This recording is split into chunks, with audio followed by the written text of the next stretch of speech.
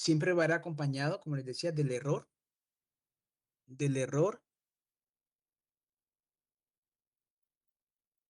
y la trazabilidad metrológica.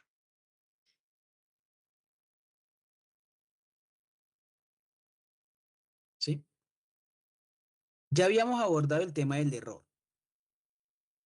¿Cómo lo abordo? ¿Cómo sabemos el error? A ver quién me dice. A ver, despertemos a Isaac. Con calibración, profe. Muy bien, Isaac. Con calibraciones podemos conocer los horrores de nuestros instrumentos. Calibraciones, ¿cierto? Y las calibraciones también nos permiten a nosotros eh, aplicar lo que son en este caso, las operaciones con, de confirmación meteorológica, las que se conocen como OCMs. Pues nos permiten verificar principalmente y nos permite también pues tomar decisiones frente al ajuste y todo eso. La misma calibración hace parte de ellas, ¿ok? También lo vimos, ¿ok? También vimos que para verificar tenemos que tener en cuenta, aparte del error, tener en cuenta el requisito, el para qué.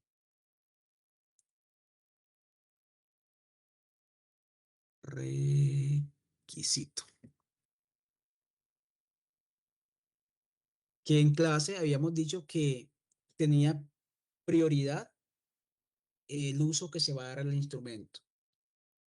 Ese requisito puede ser el proceso, ¿sí? Que digamos que la prioridad o normas o reglamentos, ¿sí? Pero principalmente el uso que se le va a dar. Es el que manda como la directriz principal para poder definir si sirve o no sirve para ese uso. Listo. Y habíamos hablado también en la clase de ayer de lo que era la trazabilidad, que nos permitía compararnos con otros resultados, ¿sí? Esa comparación la vamos a definir, pues, a través de calibraciones también. Entonces, de hecho, el punto en el que se relaciona la trazabilidad con el error es las calibraciones, ¿sí? Tenemos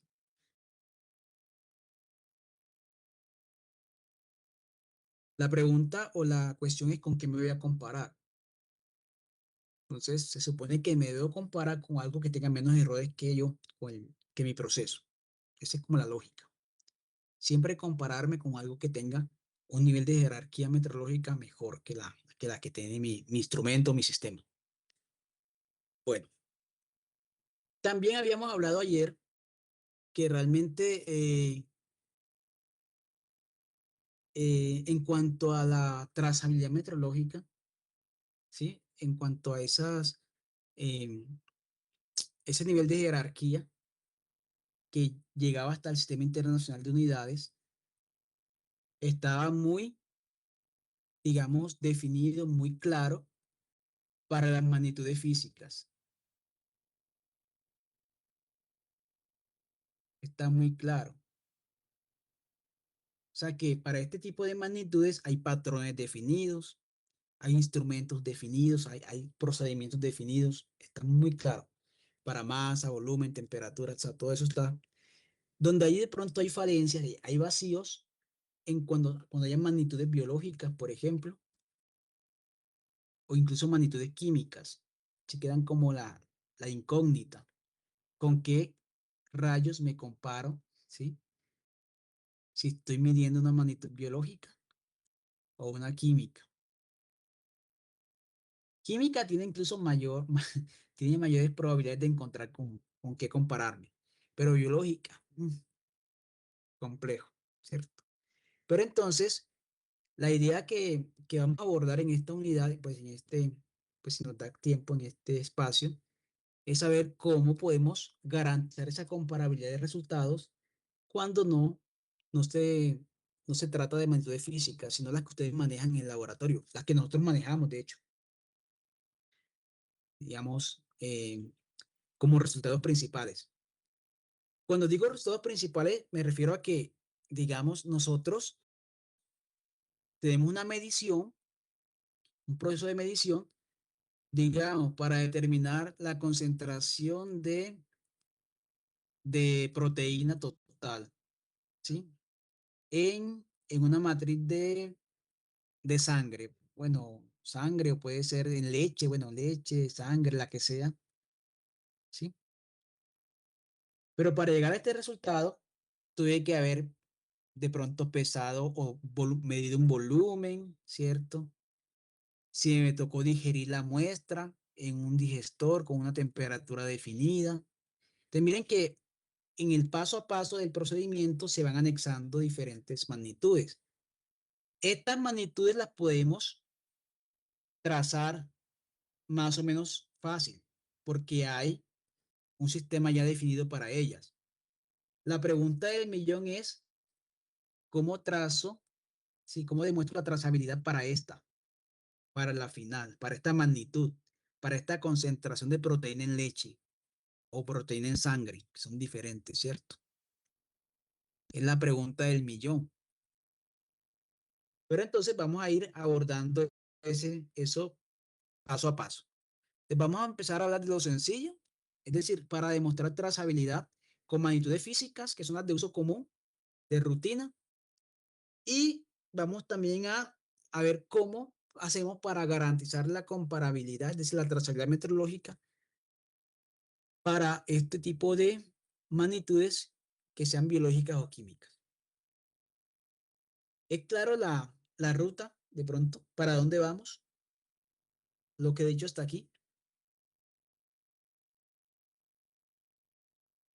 ¿O hay dudas?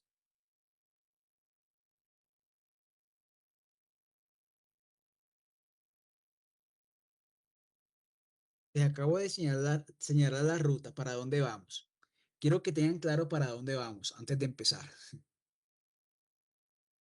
A ver, Dana, hola. Dana Hola, Suárez. hola. Dana, ¿alguna inquietud? ¿Está claro, digamos, lo que buscamos con por lo menos con este tema? Sí, sí, sí, está claro. Listo. Muy bien. Entonces vamos a continuar. Vamos a evaluar entonces cómo garantizar la trazabilidad meteorológica, tanto de las magnitudes físicas, que son muy cotidianas, que son como de las tareas del paso a paso, y también cómo lograr trazabilidad ya con la magnitud de interés, que es la que generalmente reportamos a nuestros usuarios, nuestros clientes, nuestros pacientes. Entonces, les voy a presentar aquí. Bueno, en en la clase anterior, pues en la clase de ayer habíamos hablado pues, del concepto de trazabilidad, ¿sí? Que realmente es una propiedad del resultado. Vean que, insisto, del resultado, no del instrumento, del resultado, de lo que midamos con ese instrumento, que le permite relacionarse, ¿sí? De manera documental, si quiere haber un certificado, algo que demuestre, digamos, cómo se hizo esa comparación, que es lo que llamamos calibración o certificados de calibración. Y de algún modo pues, esas comparaciones me dan cuenta también del error que puede haber y la incertidumbre incluso asociada, porque acuérdense que la incertidumbre, pues por definición, voy a borrar esto para no causar aquí adelantarme a la situación. Lo digo a los chicos esta mañana.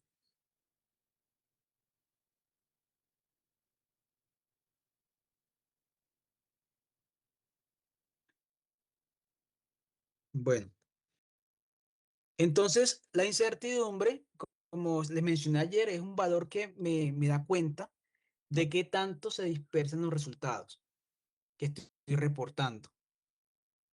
La incertidumbre como tal va a estar siempre como eh, relacionada directamente como a la suma de errores que pueden haber en la medición que hago. Sí les hice una aclaración esta mañana y es importante que ustedes la tengan también. El uso de la incertidumbre.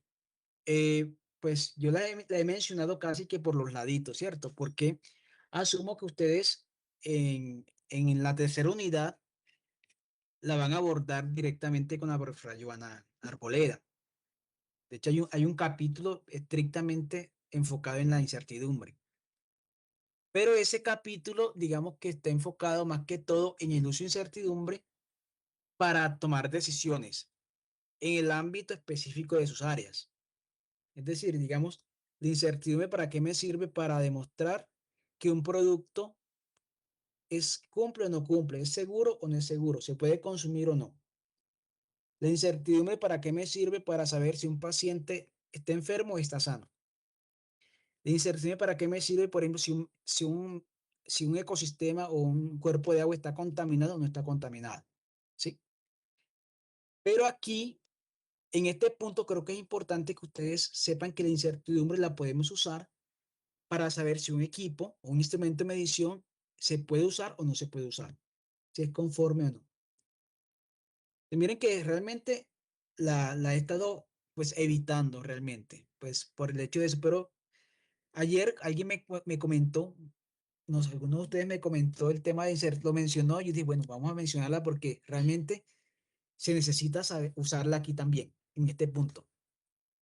La vamos a usar en el paso de la verificación, ¿sí? Ustedes saben que primero calibramos, obtenemos el error, ¿sí? Y luego verificamos. Ahora, este error no viene solo. Este error, si ustedes se dieron cuenta en los certificados que les estuve compartiendo, viene con una incertidumbre. La incertidumbre casi que generalmente se expresa como una U.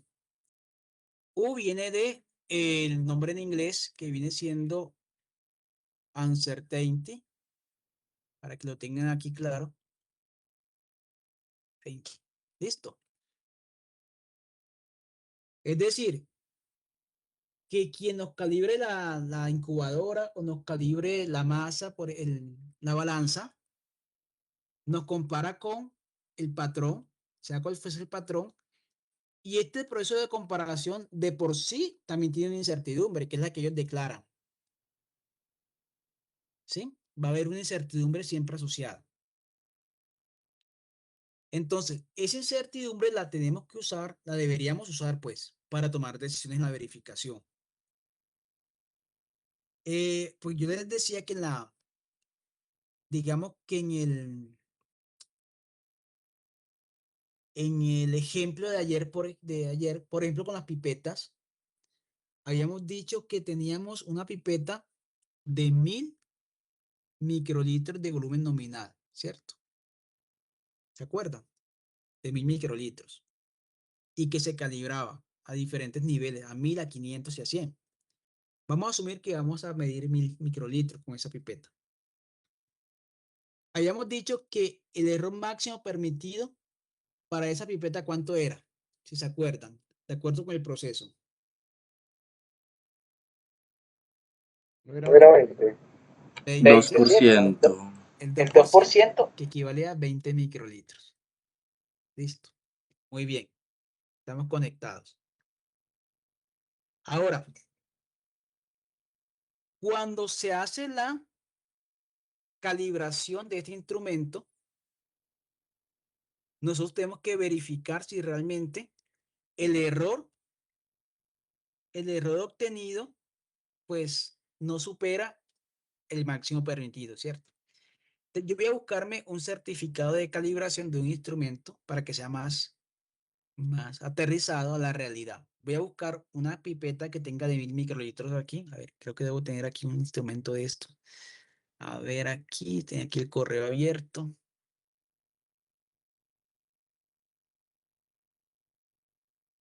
y tengo como 4 correos. Se vuelve inmanejable. A ver, aquí me deben llegar los... Tengo un correo donde me llegan todos los certificados de calibración de laboratorio, que son los que estoy usando para construir el taller. A ver, aquí debe estar el de las pipetas.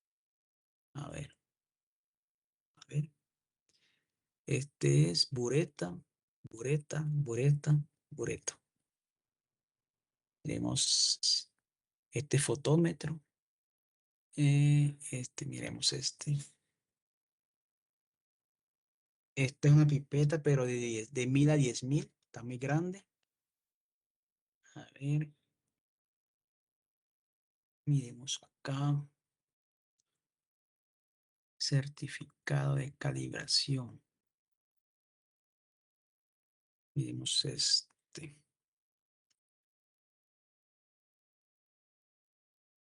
Pipeta, esta. Miremos esta. Pipeta Brand de 100 a 1000. ¿Listo? Que pues es de la del ejemplo, ¿cierto?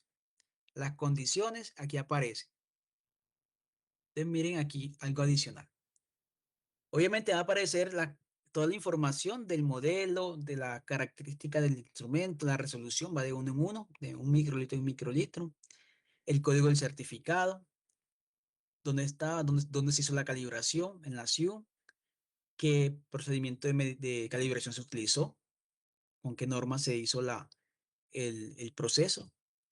La 86556 es donde aparece el método gravimétrico para hacer las calibraciones de pipetas, ¿sí? Y aquí aparecen los resultados, ¿sí? Aquí están los resultados. Entonces, para 1000 me está mostrando un error de 0.7 microlitros, ¿cierto? 0.7. O sea que realmente cuando nosotros, digamos, coloquemos 1000 con con la, ¿sí? Con el sistema de graduación del instrumento, realmente él me está entregando 0.7, 1007, 1000.7, ¿cierto? O sea, muy bajito, muy poquito la diferencia. Y me entrega una incertidumbre adicional. Me está diciendo que tengo un error de 0.7 y una incertidumbre de 1.3. Sino que el valor base el máximo permitido. En este caso, el error es 0.7 y supuestamente para nuestro caso es de 20, es menor a 20, o sea que cumpliría. Así de sencillo, de manera así como rápida. Pero yo estaba obviando, estaba sacando, excluyendo la incertidumbre. Y la incertidumbre es adecuada incluirla también. ¿Qué me está diciendo aquí? Que hay más o menos 1.3 de incertidumbre. O sea, hay un más o menos asociado a qué? De pronto a cómo hicieron la calibración, de pronto a la balanza que usaron para calibrar las pipetas en su laboratorio, de pronto al error del operario, al aleatorio, está también allí, puede estar allí implícito, aunque supone que no debería afectar mucho, miren que de hecho son bajitas las variaciones, 0.6. De pronto, asociado a los cambios de temperatura durante la calibración, recordando que la temperatura afecta la densidad y por lo tanto afecta el volumen. Entonces, miren que hay muchos factores que pueden estar incidiendo en el cálculo de esta incertidumbre. No voy a ahondar en el cálculo, pero es importante que ustedes sepan que hay unas fuentes de incertidumbre, porque esto lo van a ver con la profe Joana, cómo se calcula este 1.3. Digamos que a grosso modo, para que tengamos la idea, voy a colocarlo, voy a abrir aquí otra pestaña.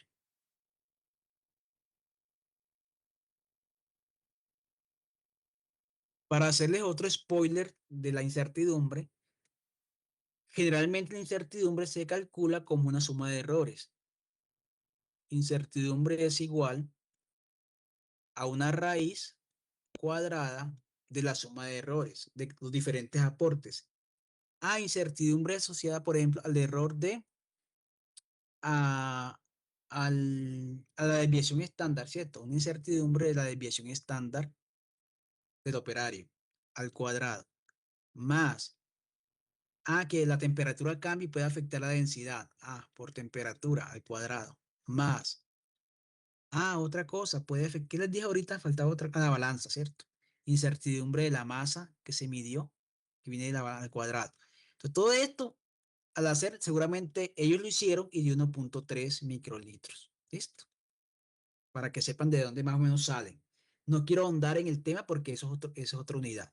Pero sí necesito que ustedes sepan que esto se hace y puede ser utilizado para la verificación. ¿Cómo lo hacemos útil en la verificación? Ese 1.3, ¿para qué me sirve? Me está diciendo que cada vez que se mida, digamos, un volumen, pues con ese instrumento hay un más o menos, un 1.3, por encima y por debajo. Y eso me puede servir para definir cuál es el intervalo de ese error que me están dando.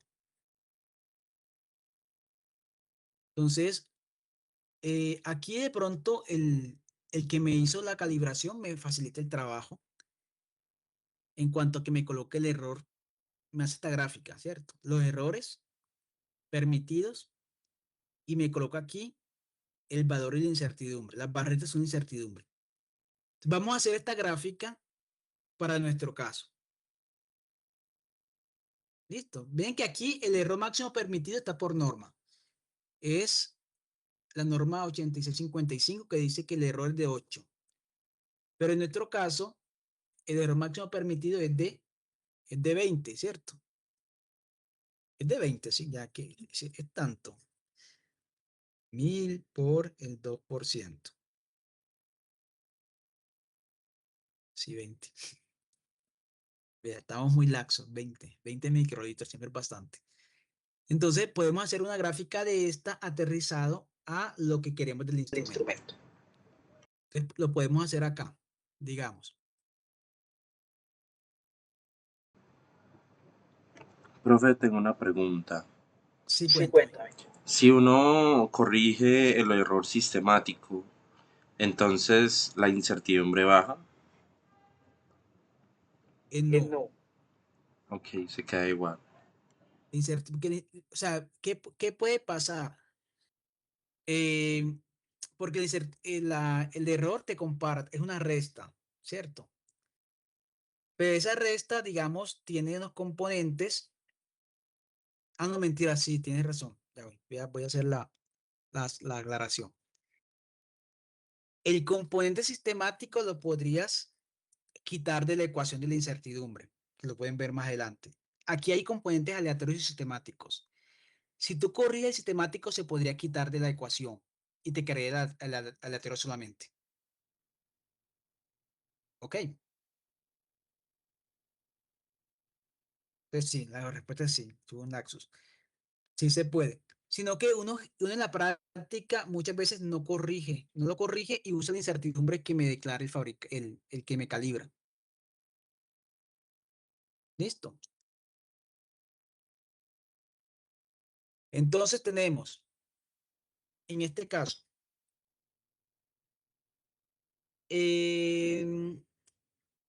tenemos, a ver, el valor que en este caso, suponiendo que el volumen lo declaran a 100, a 500 y a 1000. ¿Cierto? Los tres valores que se están evaluando. Microlitros, volumen.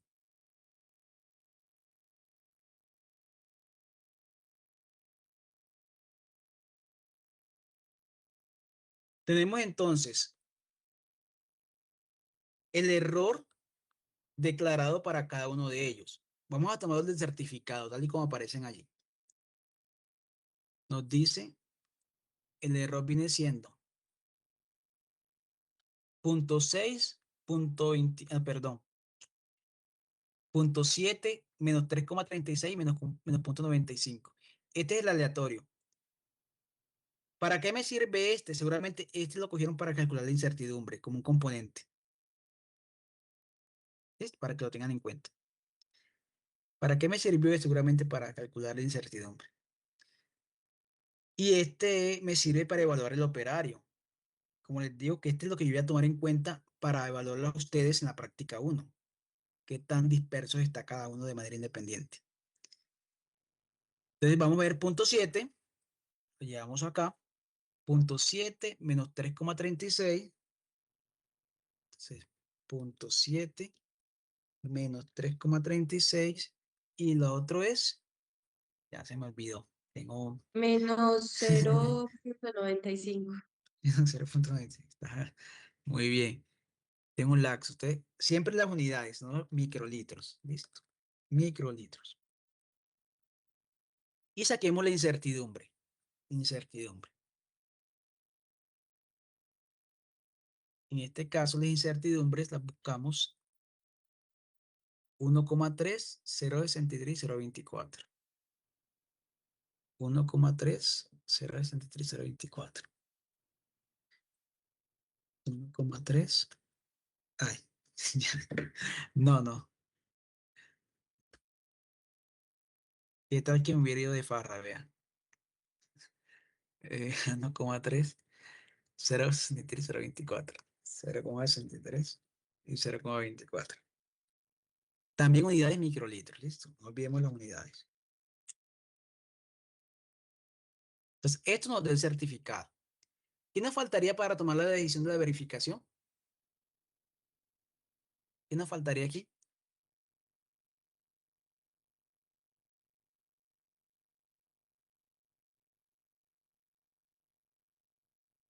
¿Cuál es el personaje que falta? ¿Qué variable falta en esta ecuación para tomar la decisión?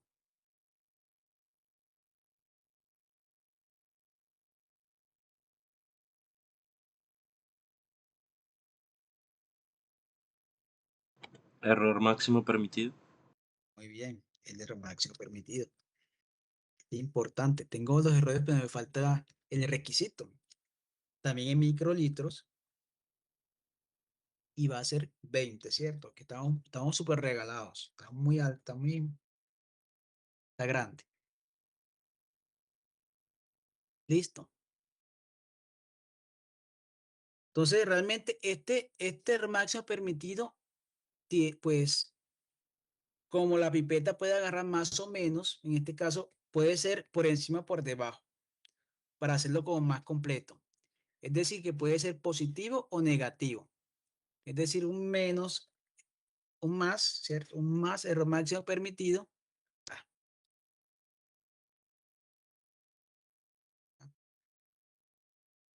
Colocarle aquí el más y coloquémosle aquí una comita para que sepa que es un texto, ¿no? Listo. Ahí está sirviendo la comita aquí, a ver. No me está reconociendo como, bueno, positivo, listo. Y aquí negativo, voy a poner positivo para no enredar. Y negativo. Para que la gráfica nos quede completa. Error máximo permitido, microlitros. Y sería entonces menos 20.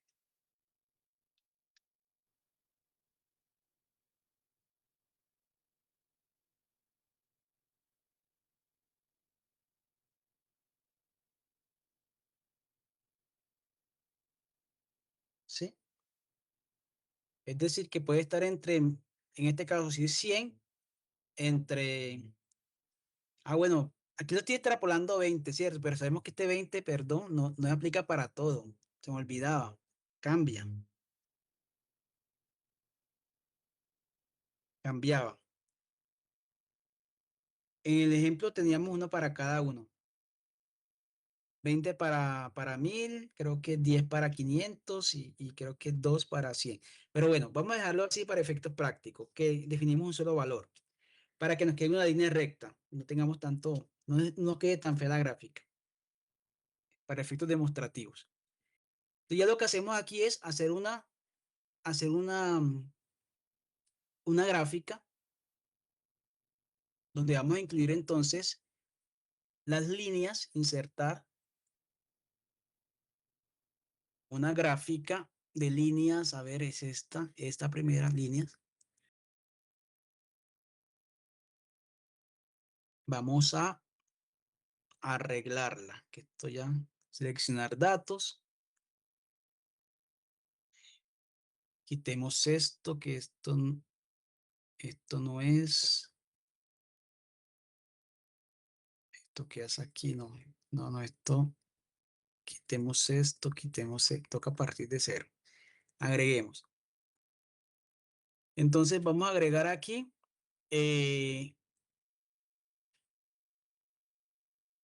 Perdón. Que se vea bien. Se supone que en el eje X debe ir el valor de la magnitud. Ese es el volumen. 100, 500 y 1000. Y en el eje Y va a ir el error. Listo. Entonces, en este caso, me interesa que en el X sea este. ¿Sí? Y esto que está aquí, quitémoslo. Y quitemos esto por ahora. Ay, me está saboteando.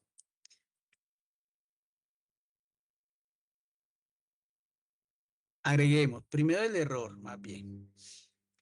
¿Sí? Y los valores del error. Y aquí en el eje X son los valores de el volumen. Ahora sí. Vamos a agregar también el error máximo permitido por arriba y por debajo.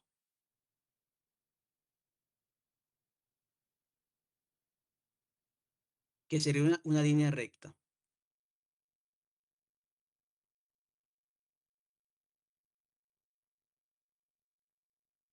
Este yo creo que sí lo puedo cambiar. Menos EMP.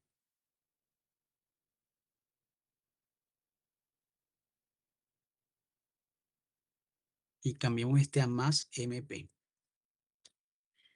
Y se puede cambiar. Listo. Y aquí parece que volvió a cambiarme los rótulos. Son estos tres, el volumen. Listo.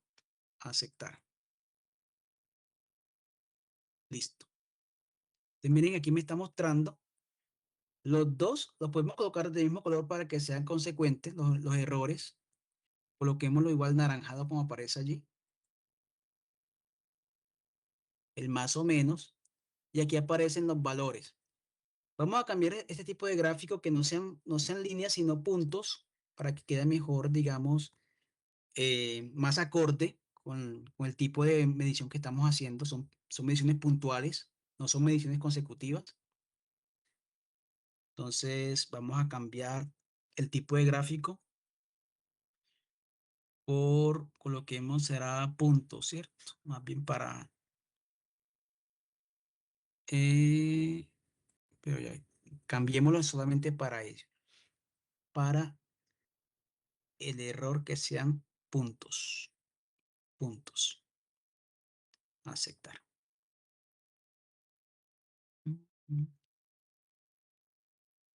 Ahí está. Sí quedó bien, quedó como raro, ¿no? Este sí quedó bien.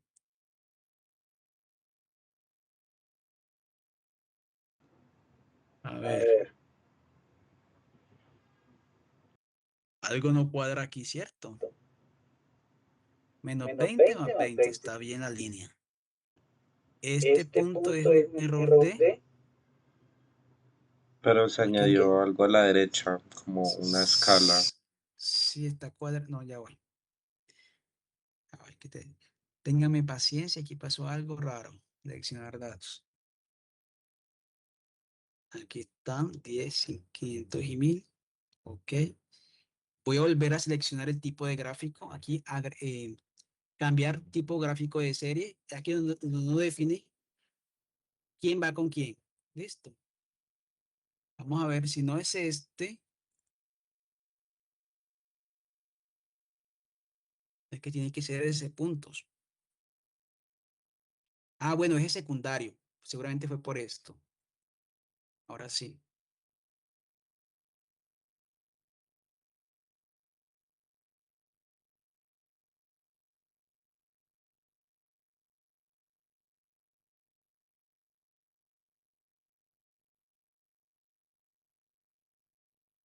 Mm, Ahora me desapareció lo otro, vea. Me está saboteando completamente esto.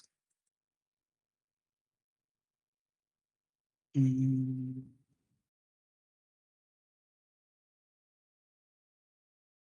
Bueno, voy a hacer un cambio de gráfico.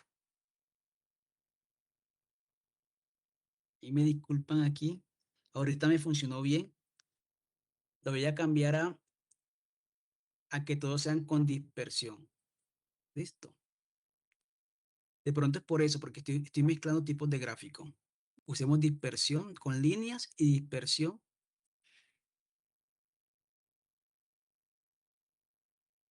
Listo. A ver si así. Y aquí vamos a seleccionar los datos otra vez. A ver si me está mostrando.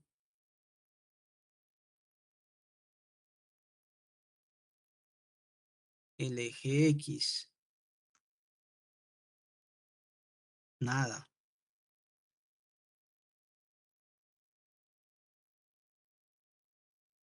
A ver.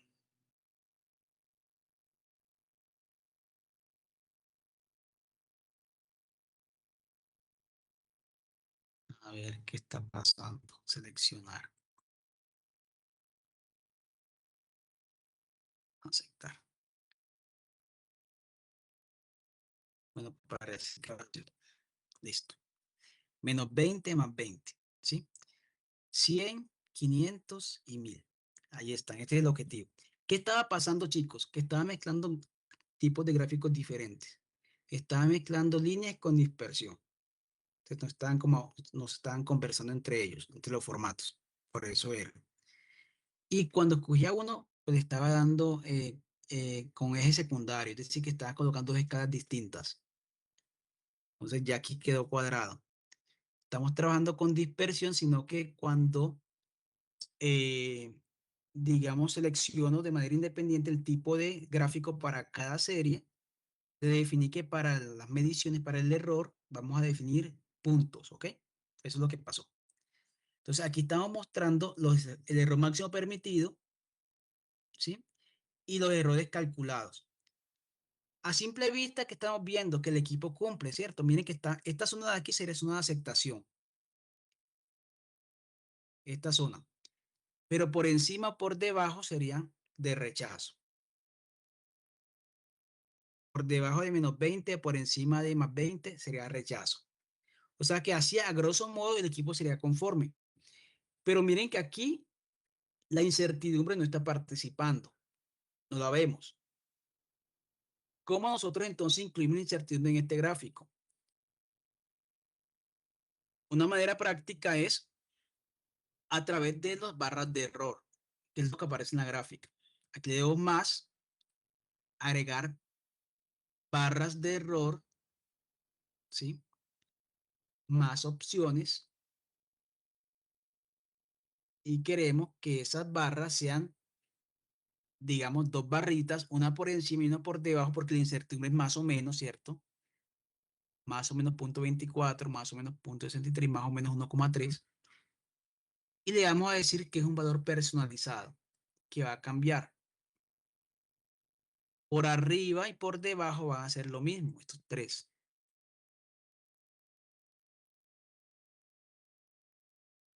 Listo, y ahí está. Ahí está incluida. Vean que aquí tenemos entonces la incertidumbre ya hace parte de la verificación. Aquí ya podemos saber gráficamente que el instrumento se puede utilizar. Es decir, que en este caso el error que tengo más la incertidumbre están dentro del intervalo.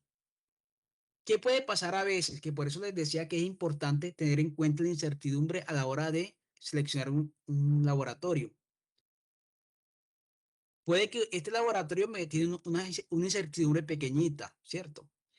Pero puede que otro laboratorio que contrate, no sea de la universidad, tenga una incertidumbre muy grande, tan grande que de pronto me ponga a pensar. El dato me da aquí, pero con incertidumbre puede que se pasen. ¿Y yo qué hago aquí?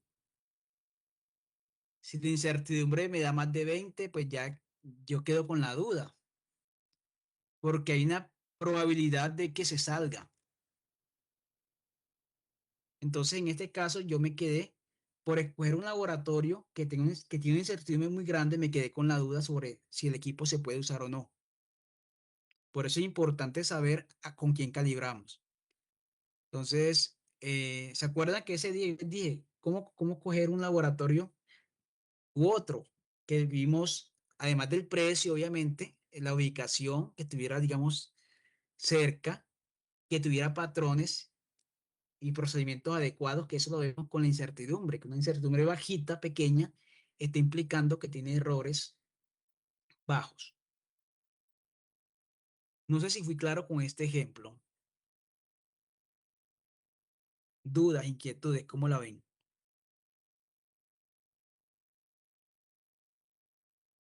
Comentarios. Preguntaré entonces así. Escoger un indicador. A ver, Evelyn, hola. Hola Evelyn, ¿cómo vamos? Evelyn, ¿me escuchas? Hola.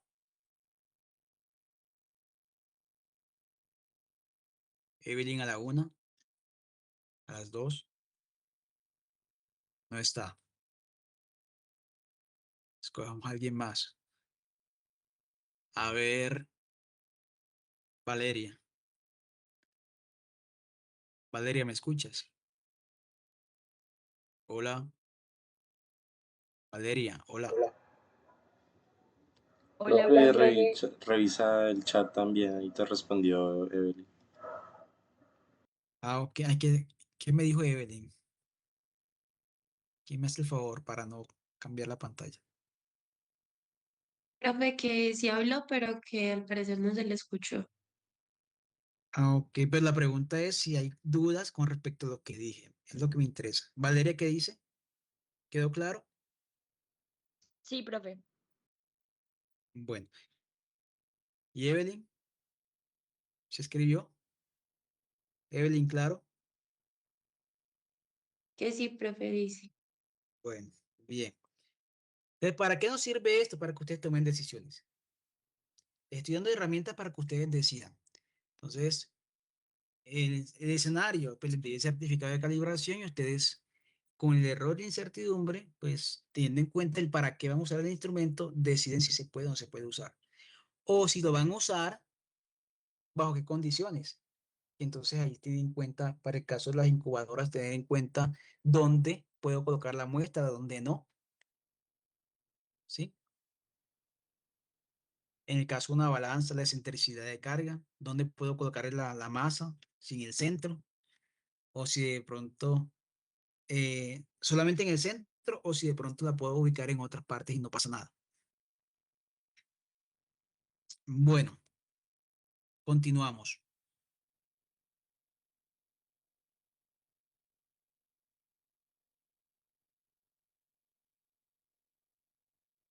Me confirman si ven presentación.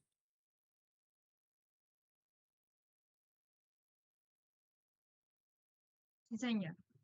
Sí, profe. Listo, muy bien. Entonces, bueno, ya saben que la incertidumbre la podemos utilizar para tomar decisiones. Habíamos hablado en cuanto a trazabilidad que habían diferentes organizaciones regionales que se encargan, digamos, de demostrar que esos resultados que se obtengan de esas magnitudes correspondientes sean comparables. principalmente asociados a las magnitudes del sistema internacional, o sea, a las magnitudes físicas. Entonces, por ejemplo, tenemos que Colombia en este caso pertenece al Sistema Interamericano de Metrología, al SIM. Se supone que dentro de nosotros, los países que hacemos parte del SIM, hacemos comparaciones, eh, digamos, entre patrones.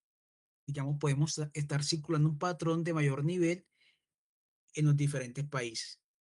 Cada país tiene su Instituto Nacional de Metrología, que es el encargado de hacer como esos ejercicios, comparaciones, digamos, que son importantes para definir con cuáles errores se va a trabajar en cada país. Entonces, por ejemplo, digamos que en este caso, NIST, que es el Instituto Nacional de Metrología de Estados Unidos, tiene un patrón, por ejemplo, con un error determinado, ¿sí?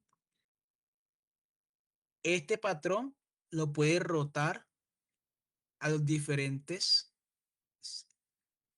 digamos, institutos de América por algún tipo de convenio.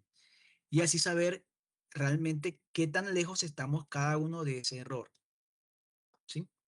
Que es lo que yo les decía, que hay que hacer comparaciones que se conocen como comparaciones clave. Son estas que vemos aquí, entre los diferentes institutos. Cada circulito que ven allí corresponde a un instituto. Vean que aquí aparece Instituto Nacional de Metrología de cada país. Entonces, lo que aparece aquí en el círculo son las comparaciones claves, donde participan los países que tienen los mejores patrones, los mejores sistemas de medición, los más sensibles, los menores errores. Entonces, por ejemplo, aquí puede estar el NIST, por ejemplo, aquí, de Estados Unidos. Puede estar, por ejemplo, el PTB de Alemania. Puede estar de pronto, ¿qué más así? ¿Quién más estaba por ahí así? Nada. Puede estar, por ejemplo, el CRIS de Corea también.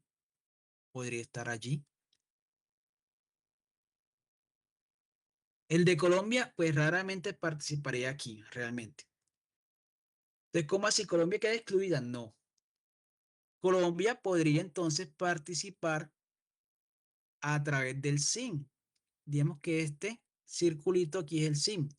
Aquí está, por ejemplo, el Senan de México y está el INM de Colombia. Entonces, con estas comparaciones, pues nos podemos, digamos, eh, empezar a contrastar resultados con Estados Unidos, con el NIST. Y con base en eso sabemos cómo estamos a nivel global. Colombia, digamos que por tradición, sus comparaciones más importantes han sido con Alemania. No sé, o sea, miren que Alemania no está en el SIM. De hecho, el hecho de que estemos en el SIM no nos amarra a que no hagamos otras comparaciones. ¿Listo? Pero generalmente son más fáciles en logística de hacernos entre nosotros mismos las comparaciones. Pero en este caso, Colombia ha hecho comparaciones directas con Alemania por convenios que tienen eh, intergubernamentales. Yo me acuerdo que incluso el Instituto de Colombia, cuando se fundó, pues invitaron a gente de Alemania para que ayudara a su conformación. O sea, que tuvimos apoyo de los alemanes. Entonces, por eso digamos que la cercanía con Alemania aparece allí. Entonces, seguramente ustedes cuando vean la carta de trazabilidad de los patrones de masa, temperatura, seguro muchos van a llegar a patrones de Alemania, ¿sí? Que a su vez, pues se compararon en este tipo de comparaciones clave con los patrones, en este caso, ya internacionales que aparecen en la Oficina Internacional de Pesas y Medidas. Digamos, aquí está el patrón oficial. Miren que estamos haciendo como un tipo de, eh, como linaje, digo yo, si era un linaje. El PTB se compara con ellos y saben cuánto es el error de ellos. Nosotros nos comparamos con el PTB y sabemos cómo es el error de nosotros con el PTB y por propiedad transitiva sabemos cómo estamos con respecto al patrón. ¿Sí? Es así como funciona. Entonces, digamos, hay muchas dinámicas, eh, digamos, ejercicios que permiten este tipo de comparación.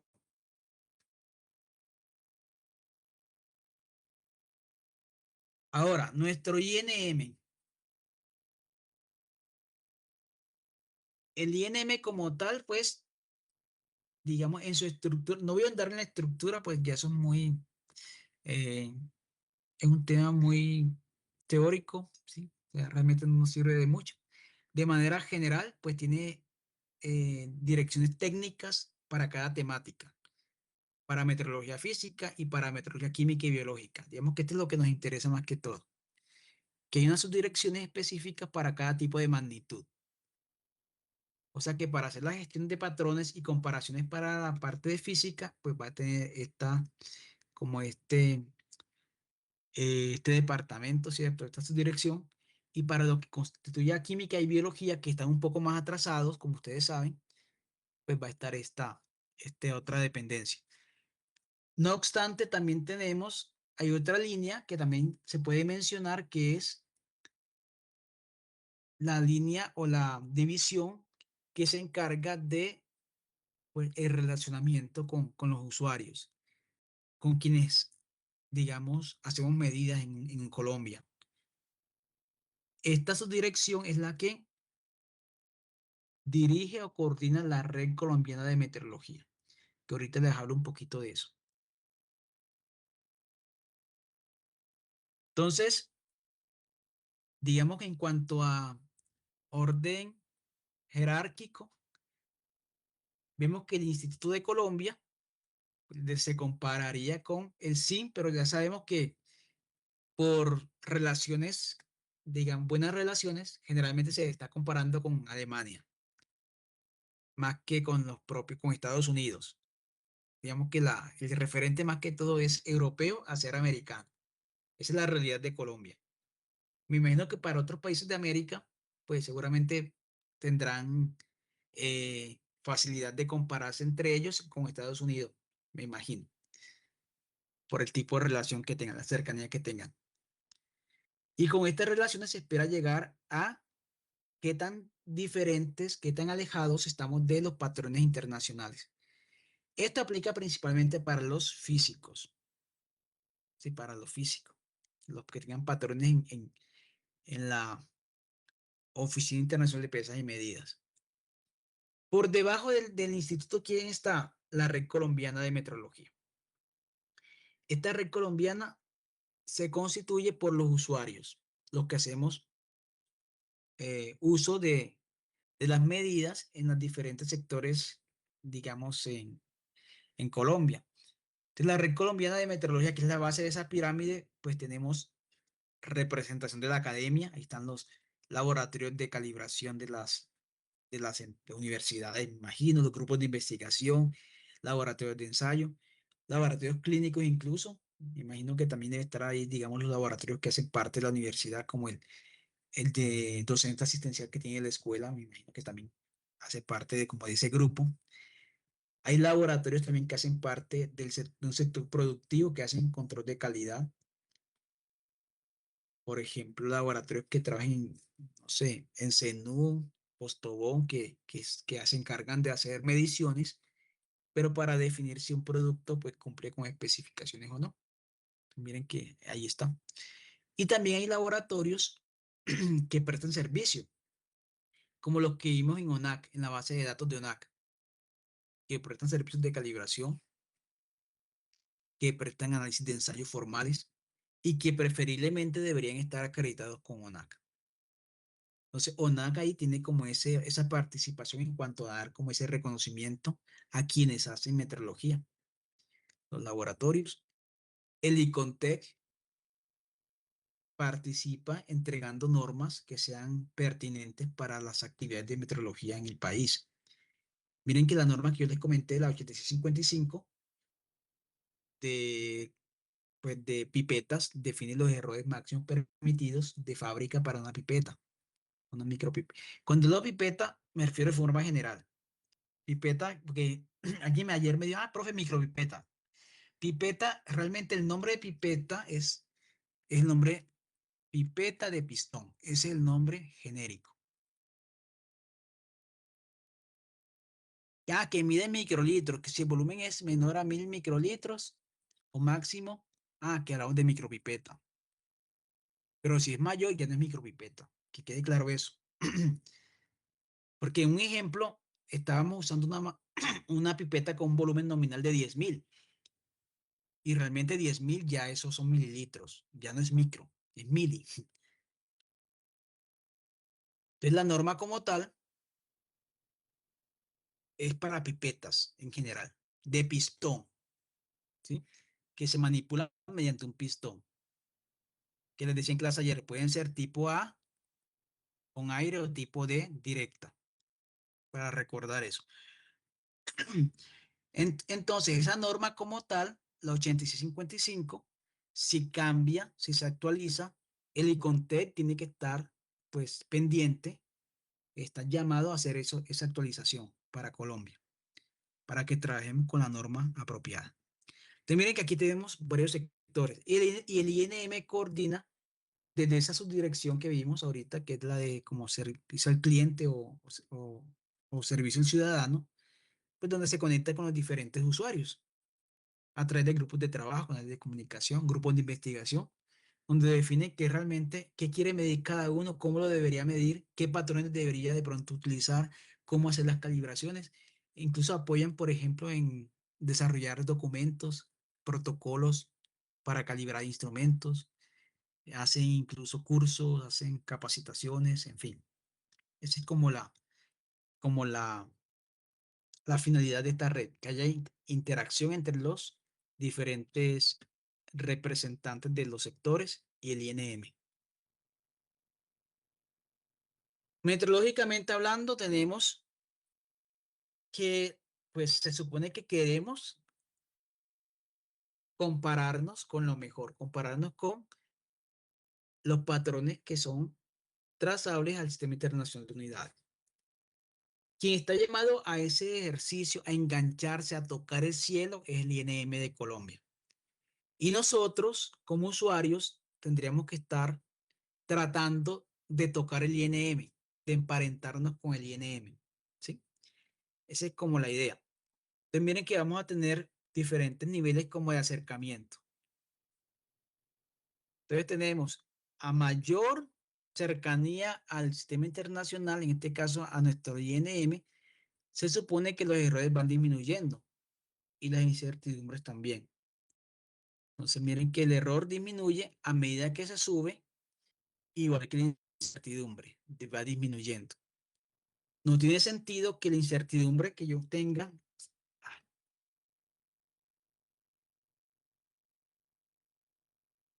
no tiene sentido que la incertidumbre que yo tenga en mi laboratorio, ¿sí? En el día a día, digamos incertidumbre 1, la que yo eh, declaro con mis resultados, sea menor a la que me entreguen los patrones, digamos que este es U4, que sean menores a la del patrón con la que me comparé. Sí, eso es ilógico. Siempre buscamos compararnos con alguien que tenga una jerarquía meteorológica mejor, un menor error, una menor incertidumbre. En ese sentido, tenemos en la base los laboratorios que no están acreditados. Cuando digo que no están acreditados, que digamos no son revisados constantemente, no tienen un certificado, no tienen un reconocimiento de alguien donde demuestre que realmente están haciendo un control meteorológico, que realmente están haciendo comparaciones para garantizar trazabilidad.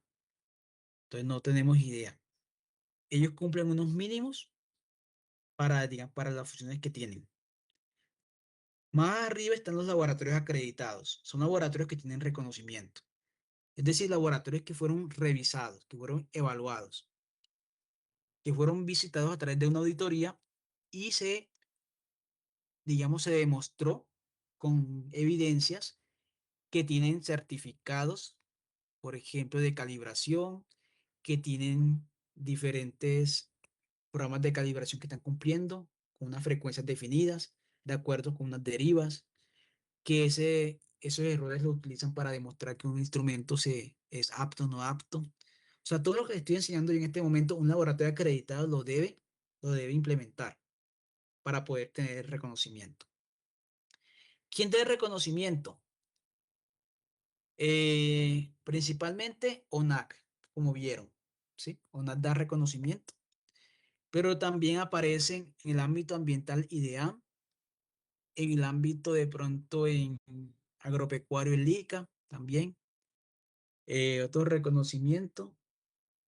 No, los clínicos se van por ONAC actualmente también. Entonces, son como los que hacen ese ejercicio.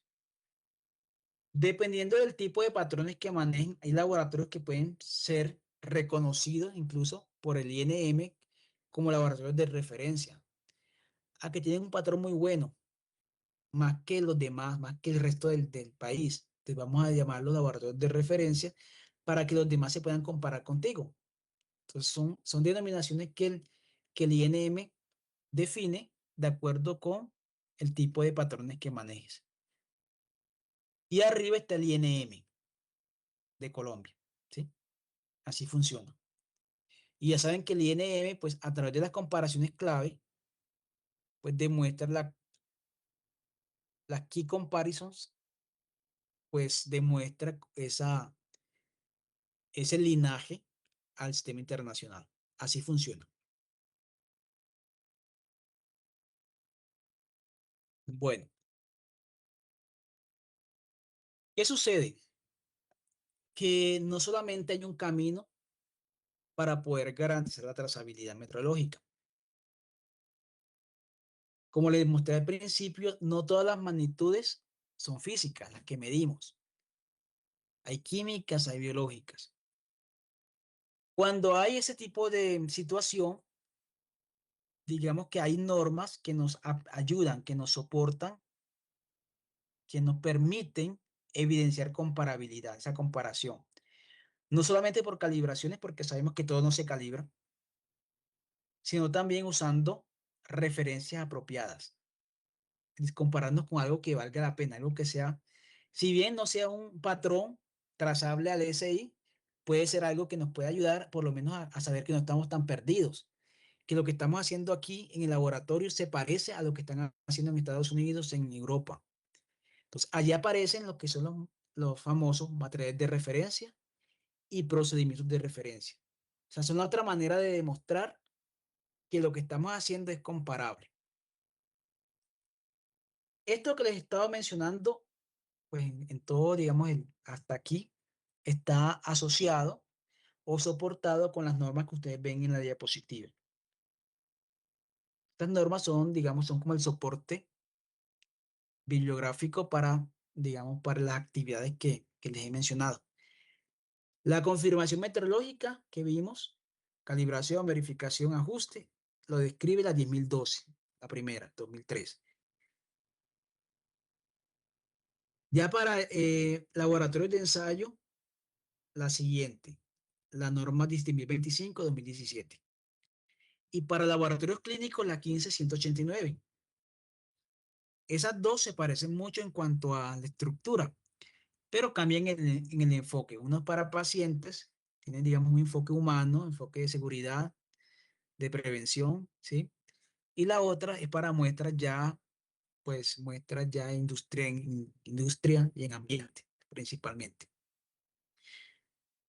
Dentro de esas normas hay unos apartados, hay unos requisitos que están asociados a la trazabilidad metrológica.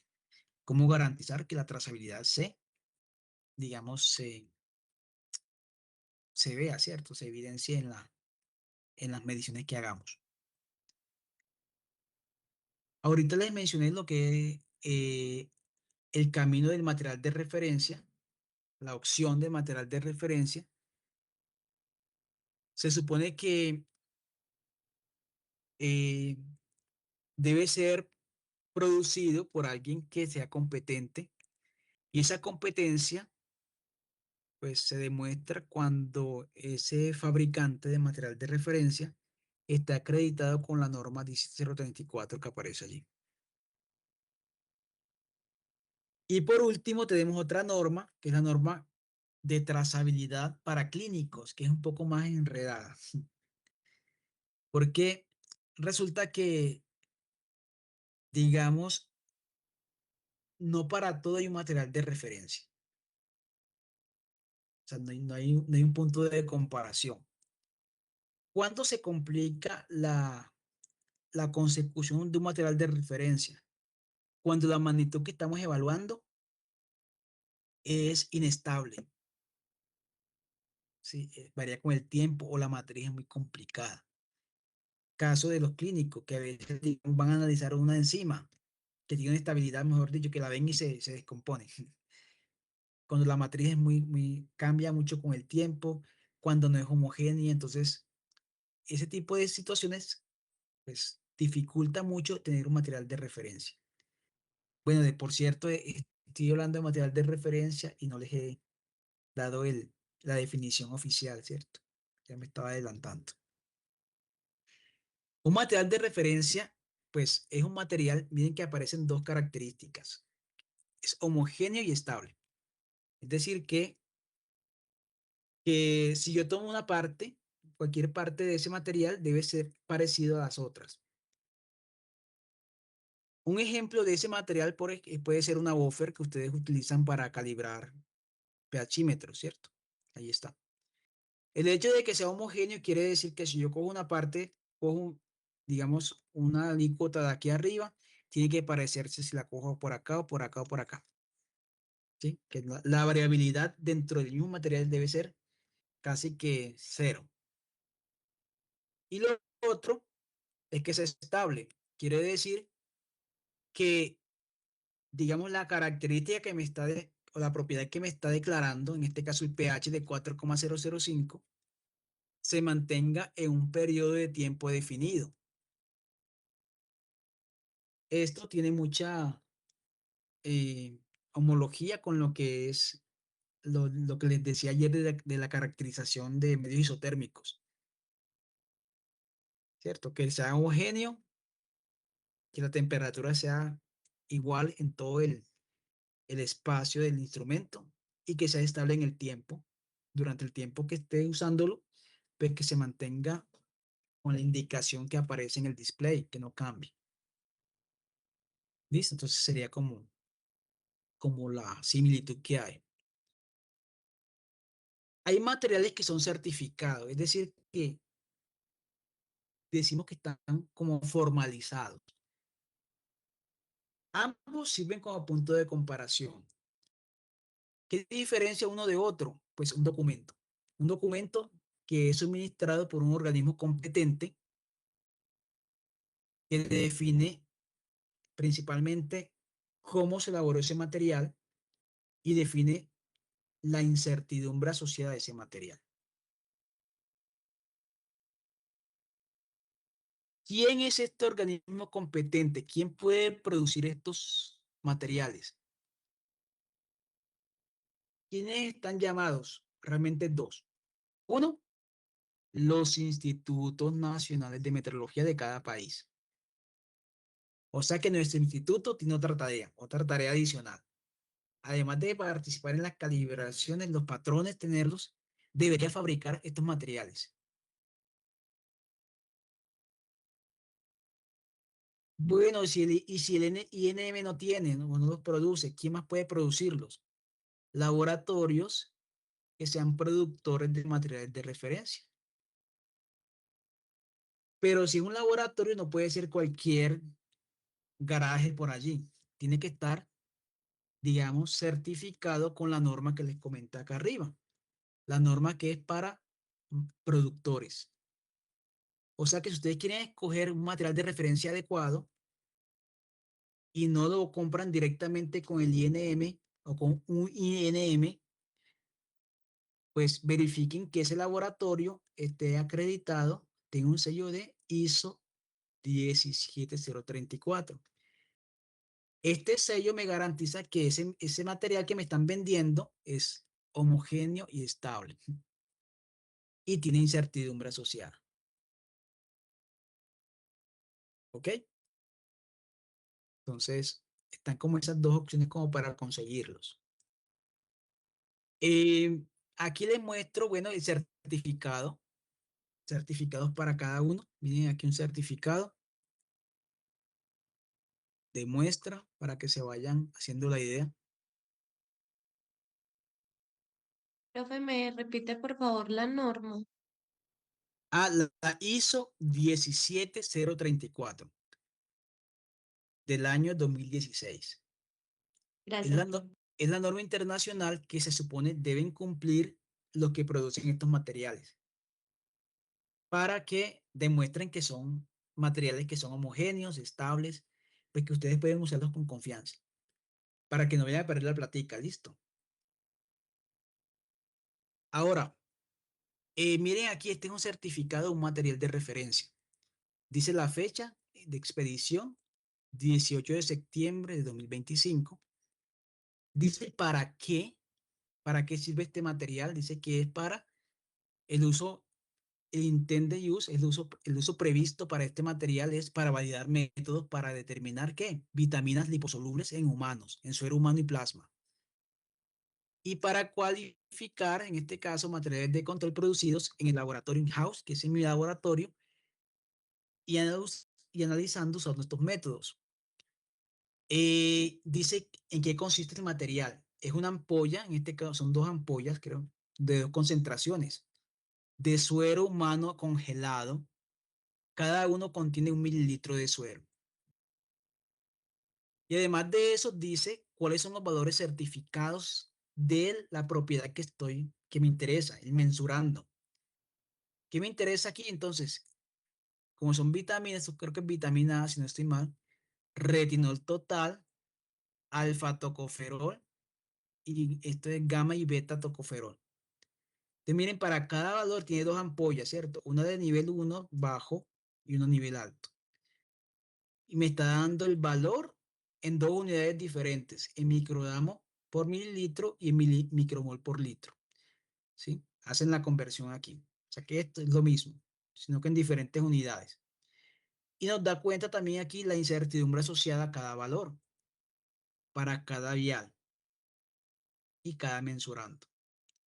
Y miren que aquí me está diciendo, pues, que si yo compro este material para yo, digamos, usarlo en mi laboratorio, para yo compararme con el resto del mundo que lo compre, debo demostrar que tengo un valor parecido a ese, a 0.327, si es retinol total. Miren que también dice qué tan estable es. Dice que este material es estable hasta el 31 de diciembre de 2032. O sea, me certifican estos valores hasta eso. Siempre y cuando yo mantenga unas condiciones de custodia de ese material. O sea, que me dicen que ese dato de 0.33, ese 0.327 se mantiene siempre y cuando seguramente lo mantengo en congelación o en refrigeración, una temperatura definida. Si lo mantengo lejos de la luz directa, entonces es lo que me dicen ellos. Entonces miren que no tengo un patrón para calibrar, digamos, la concentración de vitamina, pero entonces el material de referencia me ayuda. Es el artificio, la estrategia que tenemos nosotros que trabajamos con magnitudes biológicas y químicas para poder trabajar y saber qué tan lejos estamos unos con otros. Te tocaría comprar entonces este material. ¿Quién lo proporciona? Miren que aquí aparece el NIST. ¿Quién es el NIST? El Instituto Nacional de Meteorología de Estados Unidos. Lo lógico sería que nuestro instituto lo proporcionara, que el INM los hiciera, pero en este caso realmente hay un déficit, ¿sí? Colombia no está preparando, no está produciendo, no tiene capacidad para preparar este tipo de material. Entonces, ¿qué nos toca hacer a nosotros como usuarios? Pues casi que comprarlos, importarlos. En clínico, en el ámbito clínico, muchas veces lo que utilizan estos materiales son los fabricantes, ¿sí? Para probar sus procedimientos. Eso lo vamos a ver en la próxima clase con un enfoque clínico un poco para ver cómo funcionan las comparaciones. ¿Sí? También aquí un ejemplo para una muestra que no es clínica, sino aquí tenemos una muestra ambiental, vean, un certificado también del NIS. Aquí la muestra es tejido de pez. Siempre es ideal que el material de referencia sea un material de referencia matricial. Cuando hablo de matricial, quiere decir que se ha hecho o se ha fabricado con base en la muestra que estoy evaluando, para tener en cuenta el efecto de los posibles interferentes que pueden haber cuando lo utilice. Es decir, si yo analizo tejido de pez, si por ejemplo estoy haciendo control de calidad en una empresa de atún para ver mercurio, ¿sí? Entonces yo podría comprar este material que se parece mucho, porque es un tejido de pez. Dice que es un tejido de pez, consiste de 4 recipientes, cada uno contiene aproximadamente 10 gramos de tejido húmedo. Dice que es tejido congelado o homogenizado criogénicamente, empacado en aluminio sellado. ¿Listo? Entonces, mire, este material se parece a lo que yo analizo y me puede dar cuenta de qué tan lejos estoy de ese mensurando cuando lo analice en mi laboratorio, frente a todos los que lo utilicen. Porque este material, pues lo compra mucha gente también. Y yo puedo saber, digamos, tener como esa garantía o esa confianza de que si a los demás les sirve, a mí también me puede servir. Miren que aquí dice que el certificado está hasta el 2040, siempre y cuando sigamos las condiciones de almacenamiento que dice. ¿Cuáles son los analitos que están aquí certificados? Acá aparecen PCBs, que son compuestos orgánicos persistentes, que seguramente algunos son plaguicidas. Vemos DDT también, que es un plaguicida que es persistente. O sea, son compuestos orgánicos persistentes generalmente. Y además el mercurio total. Me está diciendo que la concentración de mercurio en ese material es de 174 con una incertidumbre de 3.1 miligramos por cada kilogramo de material. Se supone que si yo analizo este material, me debe dar una concentración con mi método cercano o en este intervalo, ¿listo? Y así voy evaluándome, voy comparando, que ese es el objetivo. Entonces, miren que tenemos estrategias. ¿Quién nos vende esos materiales? Ya les decía, quienes están llamados a vendernos esos materiales son los institutos nacionales de metrología de cada país. Entonces, NICE en Estados Unidos, SENA en México, tenemos IMETA en Brasil, el INTE en Argentina, BAN en Alemania, CRIS en Corea. No me acuerdo, creo que es NIM, creo que es de China. Bueno, todos ellos, unos más conocidos que otros. Realmente nosotros en Colombia trabajamos más con el NICE, ¿sí? Existen otras organizaciones que también producen materiales de referencia, sobre todo en el ámbito clínico, pero ya será más adelante que les comente cuáles pueden ser. Pues asumo que, digamos que en este bloque pues, se están conectando más los de MIB. Bueno, aquí, por ejemplo, se puede consultar el catálogo de materiales de referencia certificados que tenemos desde el NIS de Estados Unidos. O sea, aquí tenemos un catálogo que tiene, ¿qué? ¿Cuántas páginas? 120 páginas. Y aquí aparecen los diferentes materiales. Entonces, por ejemplo, busquemos algo humano. Vamos a ver si aparece orina, a ver. Y urina, a ver. Si aquí aparece orina. Por ejemplo, hay un material de referencia de orina humana. congelada para el elemento tóxico. Yo imagino que esto será para un laboratorio de toxicología o de forense, seguramente. ¿Dónde más hay aquí de orina? Arsénico en orina. Entonces miren que hay materiales de referencia que me permiten compararme. Si bien no puedo trazar directamente la concentración de arsénico en orina directamente al sistema internacional, puede ayudarme comprando un material de referencia que tenga un valor asignado ya, que ese valor fue asignado por mediciones y están soportadas estadísticamente, que tienen una incertidumbre y me permiten saber pues qué tan lejos estoy. ¿Sí? Me permiten dar, miren que al final pues es como si fuera una calibración, qué tan lejos estoy de un valor esperado, un error, ¿ok? Entonces me permite saber pues qué tan mentiroso soy al final o qué tan mentiroso es mi procedimiento de medición.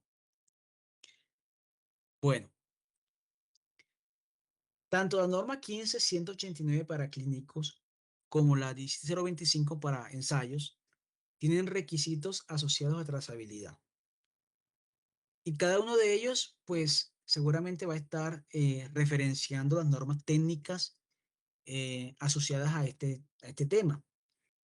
Como les mencioné ahorita, pues las normas más conocidas son estas, que igual son referenciadas dentro de las mismas normas. Es decir, seguramente en esta norma internacional para ensayos aparece esta referenciada, ¿sí? Y seguramente aparece esta referenciada también para consulta. Y en clínicos, además de estas, va a aparecer también esta 17511 de 2020. Aunque tiene un enfoque para fabricantes, también los usuarios deben conocer, pues, cuál es la trazabilidad de los sistemas de medición que compran. En clínicos pasa algo interesante. Quiero hacer como ese énfasis. Muchas veces ustedes no van a tener el contacto, los clínicos no van a tener contacto directo con los materiales de referencia como de alto nivel. Generalmente a nosotros nos llega el sistema de medición que el fabricante nos vende. Miren que casi que los laboratorios clínicos están llenos son de sistemas de medición, es decir, instrumentos que son complejos, que vienen ya listos con unos paquetes ya de calibradores, de soluciones, de calibradores, de materiales de referencia, pero no son primarios, son fabricados por quien nos vendió el equipo. ¿Sí? Aquí el llamado de atención que les hago a los clínicos es eso, no tragar entero. Es decir, corroborar esas soluciones que me venden, con las que yo comparo mis muestras en el día a día, con qué se compararon, ¿sí? ¿Con qué se comparó? ¿Con qué procedimiento se comparó? ¿Con qué material de referencia se compararon? En eso consiste la trazabilidad en clínicos principalmente, en cuanto a los sistemas de medición, que creo que ya quedaría para la próxima clase, hacer un énfasis en eso, en ser unos buenos usuarios, porque hay mucho proveedor que les vende el cielo y la tierra, diciendo que ese equipo es súper bueno, los errores son mínimos, repetible y súper trazable. Cuando ustedes digan que es trazable, muéstreme el linaje, ¿cierto? ¿Con qué se comparó? Entonces, para ese tipo digamos, de evidencia, es bueno que tengamos una carta de trazabilidad, que es lo que vamos a ver enseguida. La carta de trazabilidad es como un mecanismo, como un registro que nos permite como evidenciar cómo se van relacionando los patrones que usamos en cada calibración. Ya les voy a mostrar como el ejemplo, creo que nos da tiempo por lo menos de ojearlo para que les quede como la idea. Yo esperaría que ojalá lo podamos hacer en el taller. Pues voy a ver si se puede, para que tampoco quede tan cargado. Bueno, Entonces, para empezar como a hablar de esa carta de trazabilidad, una idea es partir como del procedimiento, partir como del análisis de lo que se hace. Sí, como lo que ustedes hacen en el laboratorio, el diagrama de flujo, ver el paso a paso. Entonces, para este caso en especial, tenemos un análisis microbiológico donde se analiza el conteo de Legionella. Legionella que por sí tiene un interés en salud pública por el hecho de estar asociado a la neumonía. Creo que está la Legionella neumófila es una de las especies que están asociadas a esta enfermedad. Pero se analizan, si mi memoria no me falla, se hace una incubación creo que por 10 días y se hacen conteos para evaluar digamos, qué tanto hay, sobre todo en muestras de aires acondicionados, material particulado, digamos, de interno. Lo hacen creo que en hospitales también, para evaluar si de pronto hay una contaminación cruzada. Y también creo que lo miden en agua también. Para este caso, la matriz es agua para esta norma. Y miren lo que dice paso a paso. Aquí nos está mostrando, digamos, el diagrama de flujo para determinar el conteo de Legionella en agua potable. Aquí el llamado es que cada paso que ven aquí, digamos, puede estar relacionado con una magnitud de interés. ¿Cómo sé que hay una magnitud? Por la misma definición de magnitud. Donde hay un número y una referencia, sabemos que hay una magnitud. Y esa magnitud nos lleva a pensar, bueno, ¿qué la vamos a medir? ¿Con qué instrumento se va a medir? ¿Con qué patrón se va a trazar esa magnitud? ¿Sí? Entonces, miren que al leer esto y le ponemos el chip meteorológico, activamos el chip meteorológico, empezamos a definir, bueno, no solamente hacerlo por hacer, sino preguntarnos cómo demostrar que esas mediciones están bien hechas, que conocemos sus errores por calibración y conocemos su linaje, su trazabilidad, mediante, en este caso, conociendo mediante la misma calibración con que se compararon, cuál es el patrón de referencia. Entonces, aquí a simple vista, ¿qué vemos? Eh, magnitud volumen. Tomar 0.1 mililitro. ¿Con qué lo tomamos? Solamente con una micropipeta. ¿Sí? Entonces son 100 microlitros.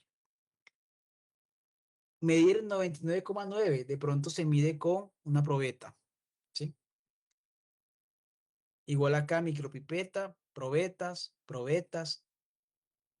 30 mililitros de pronto con una probeta. Entonces miren que vamos asociando las mediciones con instrumentos también. Además de eso, aquí nos aparece otro dato. Aparece esto, ATSC 10145. ¿Alguno de ustedes ha escuchado lo que es ATCC?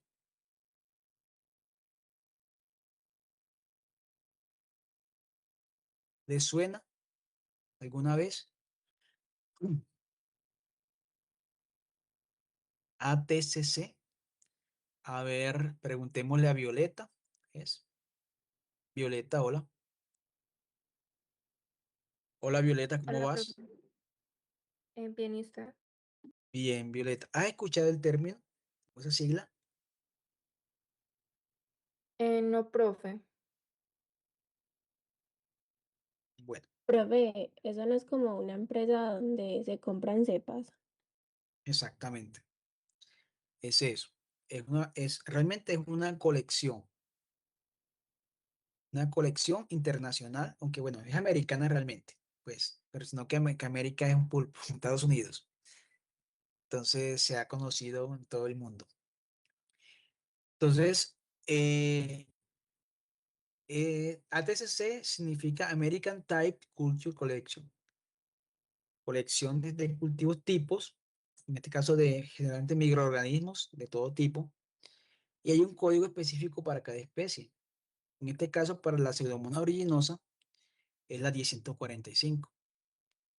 Quiere decir que esa cepa como tal tiene un certificado también, es de referencia. Cuando yo compro esa cepa en ATCC, que seguramente debe estar acreditado con la 10040, 034, me debe demostrar que esa cepa es estable y homogénea en el tiempo, que no cambia, que no muta, ¿cierto? Que sí es lo que dice allí. Le hacen pruebas específicas, pruebas bioquímicas, más que todo detección, no cuantificación, ¿sí? Porque realmente una cepa, en este caso, es demostrar que es la especie con una determinada probabilidad, mismo que ese mínimo de 99% demostrar que es ella, que es lo que te venden. Miren que es una manera de poder compararnos. ¿Cómo sé que estoy evaluando Pseudomonas aeruginosa sin otra cosa? Porque tengo una cepa certificada. El certificado me está demostrando, pues, eso y me está dando como la comparabilidad. Entonces, yo puedo entonces, de este modo, demostrar trazabilidad meteorológica en el ámbito microbiológico usando cepas certificadas. Miren que aquí aparece ya las magnitudes de este tipo. ¿Cómo las aseguro? ¿Cómo sé que si lo hago aquí, lo hago en otra parte del mundo, sí coinciden? Sencillo, compré la cepa. Esa cepa fue probada y seguramente ha sido diseminada por todo el mundo. Si al resto le creció igual con unas características morfológicas definidas, a usted también le debe dar. Si no le da es porque algo está fallando con su procedimiento de medición y se está comparando. Bueno, entonces miren, aquí aparece temperatura, vean, con una incubadora que debe estar calibrada. Entonces aparece un error máximo permitido para este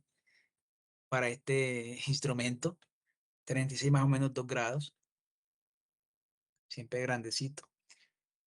Aparece también tiempo, día, ¿cierto? ¿Cómo nosotros calibramos el tiempo? ¿Qué piensan? ¿Cómo logramos definir si estamos bien o mal? A ver, preguntémosle a Echeverry, María Alejandra. Hola, Hola, profe. María, cuéntame, ¿cómo crees que se calibra el tiempo? No, profe, no sabría decirte. Nada. ¿Cómo sabes que tu hora está bien? Tu medición de tiempo está bien. Al mirar en tu Mira, celular o en tu reloj. pues sí están como a la par, si los dos están la misma hora. ¿Con quién? Con ellos mismos. No, ¿Cuál no, pues sería, con con algo de referencia. y cuál sería la referencia? Otro reloj. Otro, la mamá. No, no, hay que ir más allá. ¿Cuál sería la referencia?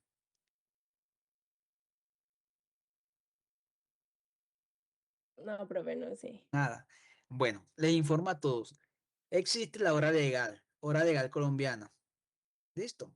Es la hora legal colombiana, pues el INM se encarga de estar, digamos, la publica, ¿cierto? Ustedes van al sitio del INM y ahí debe aparecer la hora legal de Colombia. Se supone que todos los sistemas de medición deben estar, digamos, en este caso, alineados con esa hora. ¿Ok? Ahora, al INM sí le toca estar haciendo comparaciones. Ahí sí no sé cómo harían esas comparaciones. Yo sé que hay unos sistemas muy específicos a nivel atómico para definir el tiempo, la unidad al segundo y todo eso. Pero eso ya le toca al INM.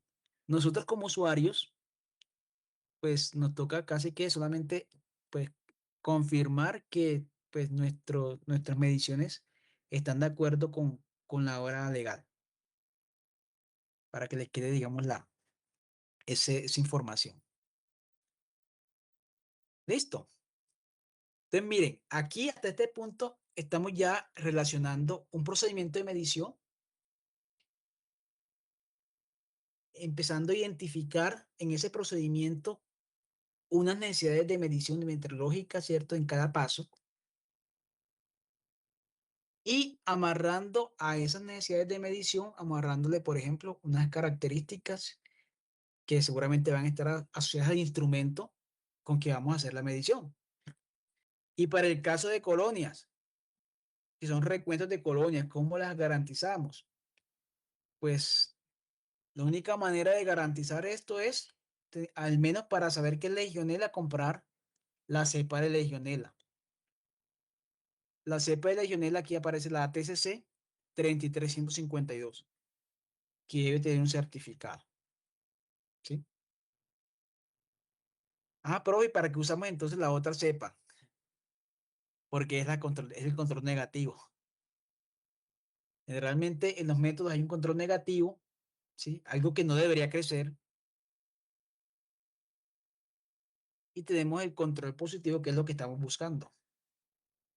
Legionella neumófila, subespecie neumófila, ATCC 33152. Con base en esta información ya, nosotros podemos empezar a definir, pues, una carta de trazabilidad. Una carta de trazabilidad es más o menos esto, donde se resumen, pues, tanto el linaje que conduce al SI como lo que no alcanza a llegar hasta arriba, hasta el SI. Es decir, lo físico de lo biológico y lo químico. Entonces, voy a Profe, mostrarles. ¿me vuelve a repetir, por favor, cómo es la definición de lo de la carta? Bueno, esta carta, lo que es la carta de trazabilidad es una representación, ¿sí? Que nos permite, digamos, eh, evidenciar la relación que hay entre las mediciones que se hacen y los patrones que se utilizan, ¿sí? Los patrones que se utilizan, las referencias que utilizamos. En este caso está tanto para aquellas que se pueden comparar hasta llegar al SI, al sistema internacional, como aquellas que no alcanzan a llegar hasta allá arriba, en los cuales solamente nos queda comprar material de referencia certificado, lo que está en verde. O incluso cuando incluso solamente usando un procedimiento de referencia, que ese va a ser un tema para la próxima clase, lo que está en rosadito, ¿sí? Digamos que hasta aquí este momento hemos hablado de lo que está en azul, lo que está en verde. Entonces los voy a mostrar más detalladamente aquí. Entonces miren en qué consiste esa carta de trazabilidad. Para cada magnitud que nosotros evaluemos en el procedimiento, tener claro con qué se comparó. Partamos de la masa, ¿cierto? Suponiendo que la muestra, que el procedimiento me dice pese 0.5 gramos de muestra, ¿sí? Ese 0.5 gramos de muestra va a tener asociada una incertidumbre, siempre. Esa incertidumbre va a estar, digamos, dependiendo del operario, del tipo de la balanza misma, ¿sí? De las condiciones del laboratorio específicas, la temperatura, igual, todo eso está allí. ¿Listo? Allí está.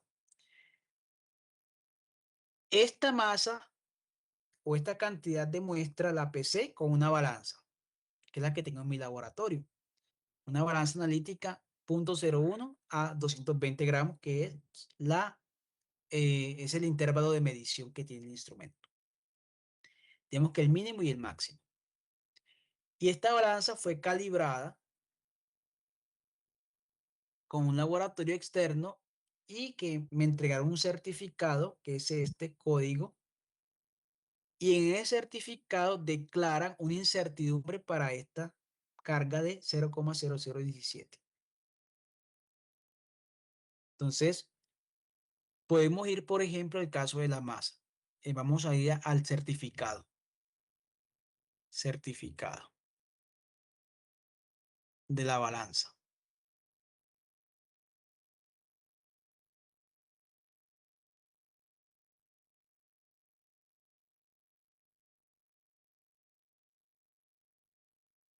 Creo que es este. 2022.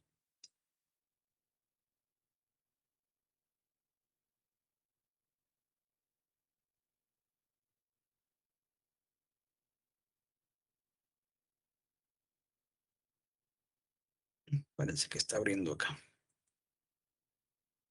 Bueno.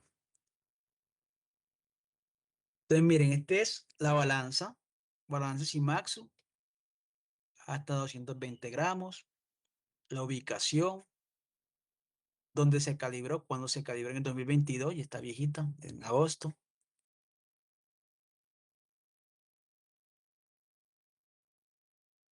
¿Qué pasó aquí?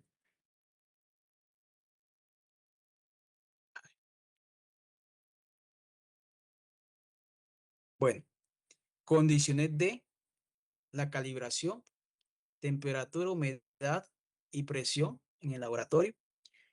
Al igual que la incubadora, en la balanza se hacen varias pruebas. La prueba de centricidad de carga, la prueba de repetibilidad y en sí lo que es la calibración como tal, que es el error.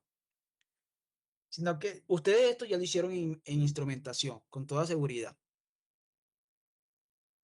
Ustedes ya hicieron estas pruebas. De pronto no se acuerdan, pero cogieron pesitas, ¿cierto? Ubicaron las pesitas en diferentes posiciones y evaluaron qué tanto se parecían o no los valores con respecto al centro y sacaban la diferencia. Listo.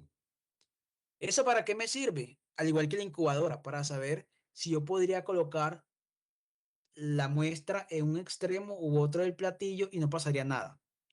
O si siempre me tengo que estar, digamos, ciñendo o amarrándome a que la muestra debe estar siempre en el centro del platillo. Eso me sirve.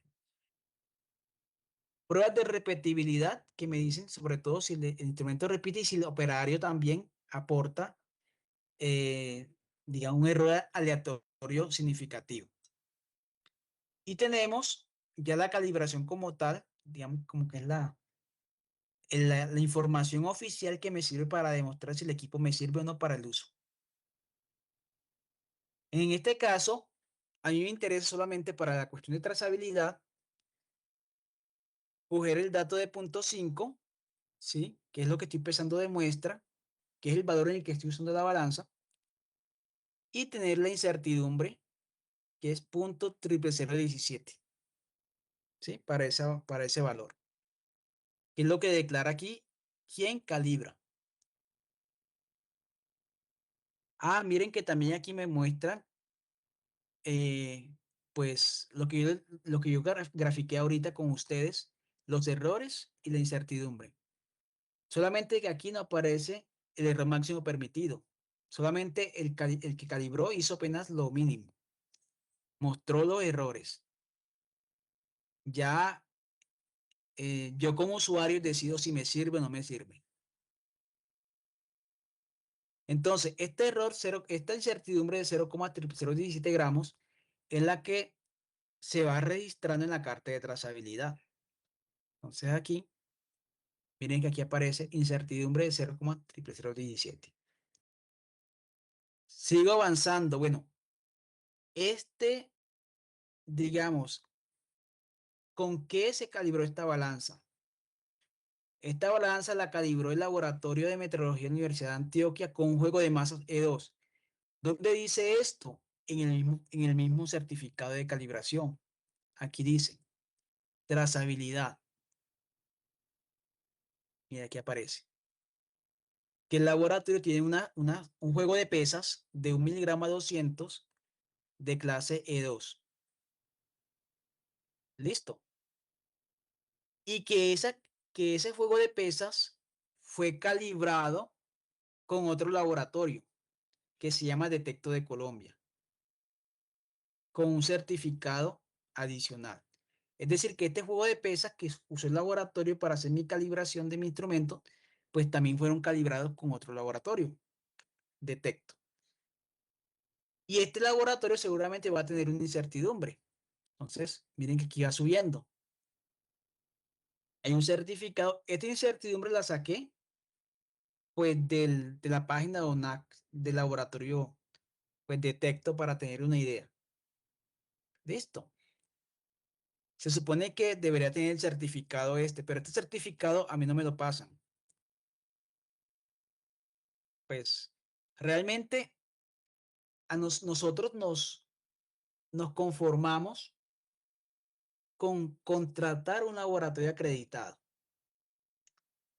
Es decir, mi balanza, que es esta, la que utilizo para medir la masa de las muestras, yo, digamos, como usuario, me, me aseguro que quien me haga la calibración esté acreditado, es decir, que esté en la página de ONAC. El hecho de que aparezca en la página de ONAC como acreditado ya me quiere decir que el laboratorio, en este caso de meteorología de la Universidad de Antioquia, hizo todo el ejercicio hacia arriba. O sea, que él de alguna manera u otra llega al SI y fue revisado por ONAC y ONAC seguramente pudo comprobar que llega hasta arriba. Entonces yo, por ejemplo, como usuario, no me toca hacer como ese tipo de comprobación al detalle, sino para efectos, digamos, de académicos, si quería mostrarles cómo es el paso a paso. Entonces, ese juego de pesas del laboratorio se calibra con el laboratorio Detecto de Colombia, con un juego de pesas más eh, con una metrología mucho mejor, que son clase E1. Este certificado lo inventé, pues como por tener un dato allí, le puse un valor. Y esto lo obtuve también de Detecto, porque Detecto resulta que es el mismo que calibra también sus masas. Y estas masas E1 son las que manda Detecto al INM, al laboratorio de masas del INM, para el Patrón Nacional de Masas de Colombia, que tiene una incertidumbre de 2.5 microgramos. Que eso se encuentra en la página del INM, que eso se les puedo mostrar en la próxima clase cómo se llega a esto. Y este patrón de masa, a través de comparaciones claves, ¿con quién? Con el PTB de Alemania, como les decía, Colombia se compara principalmente con Alemania, obtiene qué tanto se parece o no al patrón de kilogramo del sistema internacional. Y ahí quedaría, vean, llegamos hasta ese día, hasta arriba, arriba, todo lo que tiene que pasar. Sino que a veces obviamos eso, lo damos por hecho, pues no lo pensamos. Conclusión, hay mucho trabajo detrás de cada medida que nosotros hacemos para garantizar que sea eh, comparable. Para pipetas, volumen. Para pipetas aquí hay dos componentes. Como es gravimétrico el método, el laboratorio usa una masa, una balanza para calibrar la pipeta.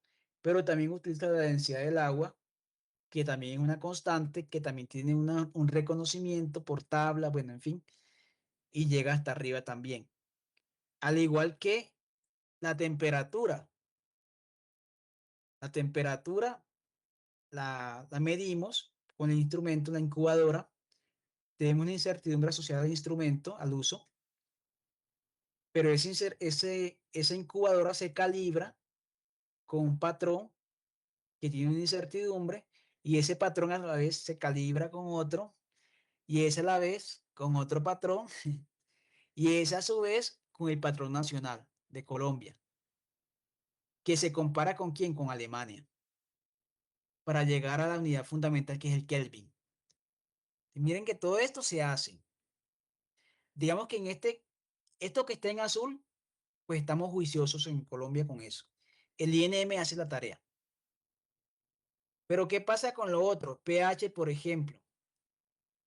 El pH. Bueno, el INM vende pH, una de las cosas, de las pocas cosas que vende. Podemos comparar aquí en este caso el material de referencia de pH, que el INM se compara con NIST y aquí muere.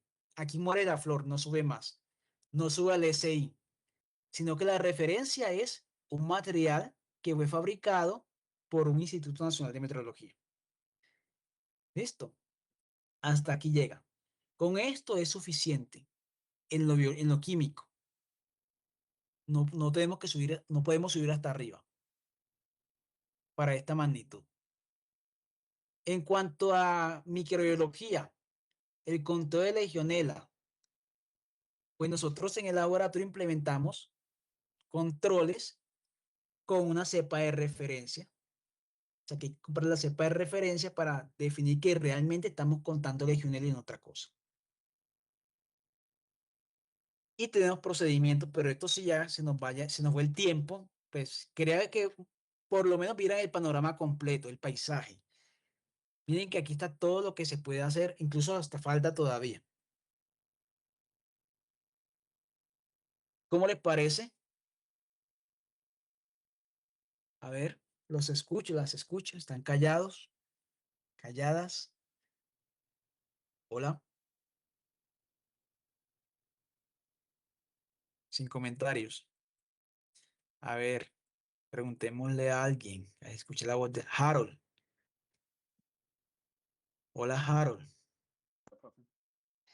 ¿Cómo la ves? Interesante y complejo. Interesante, bueno. Si no, primero es que ustedes sean conscientes de que esto sucede. Esto hace parte del día a día de un laboratorio. No es solamente medir y ya. Detrás de la medición está todo esto. Para que reflexionen también. Cómo demostramos que lo que estamos haciendo es confiable, que se compara con el resto del mundo, que no somos que nuestros datos no están por allá botados y no se conectan con lo que los demás hacen. Gracias a estas actividades es que podemos hacer eso, a estas comparaciones. Entonces, bueno, vamos a dejar hasta aquí. Ya el viernes continuamos sobre todo con la parte rosada, que es lo que es los procedimientos de medición y sobre todo en el contexto del clínico que se maneja mucho ese tipo de comparaciones. Chicos, que tengan un resto, pues, de sábado. Que descansen. Nos vemos el viernes. Pendientes al Teams. Yo creo que para mañana creo que les estaré subiendo el taller a cada grupo para que ya vayan leyendo, vayan avanzando. Recuerden que la idea es encontrarnos presencialmente el próximo sábado para abordar inquietudes sobre el taller, asesoría. Bueno, nos vemos entonces, que descansen hasta el viernes. Por ahí Gracias, les- profe. Profe, igualmente. Profe, hasta luego. Hasta Chao, luego. profe. Hasta luego, chao. Gracias, profe, hasta luego. Hasta luego, un gusto.